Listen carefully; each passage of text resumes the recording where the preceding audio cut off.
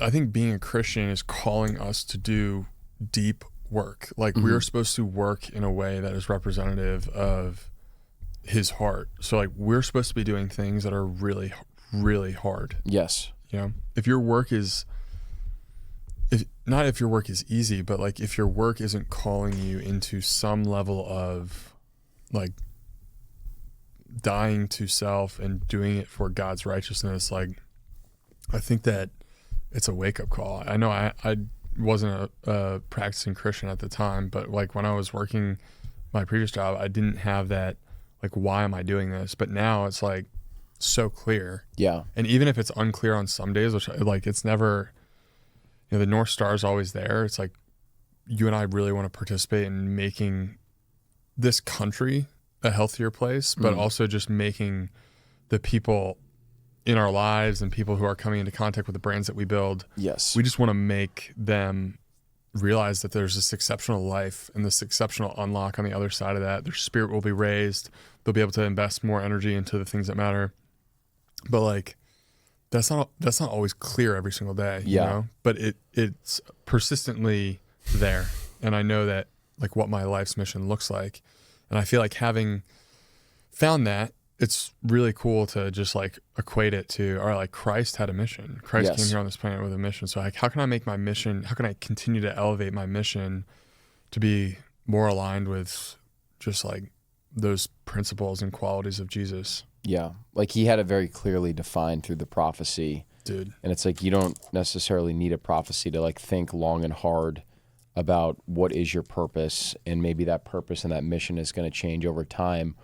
But it should be something huge and it should be something meaningful and it should be something, I think, just centered around just like sowing really good seeds and making disciples. And I also just think that one of the biggest issues, at least for men, is just kind of like this purpose of this pursuit of just like almost like happiness and then hedonism in some ways. And I think that happiness actually isn't guaranteed, nor is it actually important. Like our buddy Nolan talks about this, like a lot of these great men that you look up to, whether it was Lincoln, Teddy Roosevelt, Winston Churchill, like a lot of these men were extremely depressive and had manic mood swings and like some of the most crippling blackness you can imagine. And they would just continue to press on and like pick up their cross and bear it. And I think if you get happiness, that's amazing. And I think there is a pathway to get it, but it's not the main focus of your life. I think if you pursue purpose and you pursue that obedience, happiness is like an amazing byproduct, but you only get that from doing these really difficult things, which I think sounds really sexy over two microphones, and it's a lot more difficult in practice and brutal than it sounds. Yeah. Happiness is like, I just don't think it's something you shouldn't cast your aim at happiness if you want to be happy. You know, like I think you just end up doing a lot of short time preference, self-serving things. Yes. And ultimately the richest form of happiness is coming in the form of building relationships and serving others and memories that feed you different experiences of life, even things that in the moment I was like, this is terrible. This is like, dude, I was thinking about us running our 100K in August of 2022 the other day, and no part of me was happy at all during that race. And, 2 years later, I was thinking about it, and I was laughing like crazy because I was just thinking about you and me, like turning that corner and seeing the finish line when we were done, like about to finish the race. I was like, there was no better feeling than knowing that I literally thought that one of us might have quit during one of the previous laps, but knowing that we didn't. Yeah. And getting to that finish line, I was just laughing about, it made me happy, but like doing that race at the time didn't make me happy at all. Yes. But weird example, but I just, I feel like chasing happiness in general is just, it's a trap. It's a total trap. Yeah. I think it lends itself into people worshiping mana, which is just like the god of money, god of possessions. And ultimately at the end of the day, like those possessions end up owning you. And where like real joy, like there's a clear difference, delineation between joy and happiness. It's like think joy is like a much more of a part of a characteristic of someone's personality, and happiness is like more of an emotion. Yeah.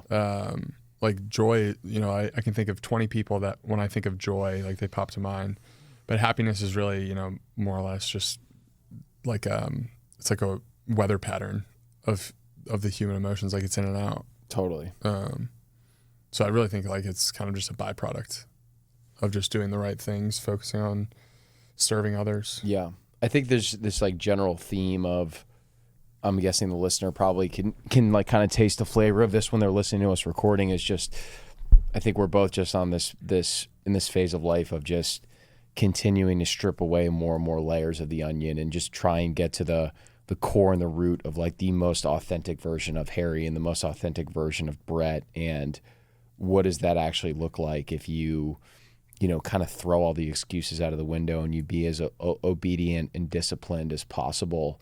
Like what comes from the other side of that? Not for the sake of your own ego, but just for the sake of being like a really good servant. Because I think that we just we're just programmed with so much potential. Like I think if people actually understood the things that they were capable of, they would almost be afraid of what we could end up doing. But it's like doing these things like we're talking about on this podcast, like what you just did for the last 7 days, where it's not going to be easy at all, but it's just so worthwhile. And now, everything you're going to experience at the other end of this fast is just a testament to your obedience, and the strength that you're drawing from God.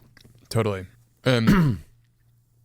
Like everything I'm going to experience on the other side of the fast is, the benefit of delayed gratification and being able to put stuff off into the future in order to see the fruits of it later on. Yeah. But ultimately, I think doing it for that is not necessarily the ultimate pursuit. The pursuit is fasting to develop more closeness and intimacy with God. And then if there's something there, there's something there. But it's still like the highest aim is closeness with God. Yeah. Yeah, there's kind of two ends of the coin of what we're talking about, especially in our space where there's like a ton of physical benefits that it's very easy to like put a microscope to that and overly focus on that. And then there's this spiritual aspect, which is far more important. And what you're saying is, I think what modern media is teaching you is that it's actually like if you get a physical benefit, that's just, you're fortunate, but it's really the closeness to God. Absolutely. That's the primary reason why you pursued it. And the 20 pounds on the scale, the inflammation, the inability to sweat when you're at the yoga class, this like flexibility, this looseness that you feel, that's all just a unintended incredible benefit. Yeah. That's not the sole focus. Yeah. So, definitely. Brother, good for you, man. Seriously, I'm super proud of you, and just a very different type of challenge. And I've definitely noticed the changes in you. It's like, I feel like you're operating just much more intentional and focused, and actually like you're operating very controlled, but it's also making you kind of like quick in terms of your follow-up. And that's why I love this podcast, is just being able to authentically document a lot of these things. Yeah, 100%. I think that's where the show is really gravitating towards, is just authentically documenting, and you, the listener, going on the journey with us together. Totally. I think it'd be exciting too, if you're listening to this podcast and are looking for challenges, like I think it's in our nature, you and me, our friendship, the core of it is just pursuing hard things, going after life in a way where we're inviting in challenge and wanting to be people who are doing things that are ultimately building us up and growing us. So if you're a listener of the show and a fan of the show, you listen regularly, like we would love to hear from you in terms of how we can help you along the way and challenge you to, get involved, go do a fast or start working out more or get more committed to your diet. Like those are things that we love getting people involved in. And I think just creating community around that, just embracing challenges and wanting to be people who are actually going after things in a way where they're, truly challenging themselves. Yes. So if you're listening to the show, reach out. We would love to learn about, the challenges that you're doing. If you fasted before, we'd love to hear from you. But yeah, it's been a great combo, dude. I appreciate you just wanted to have it.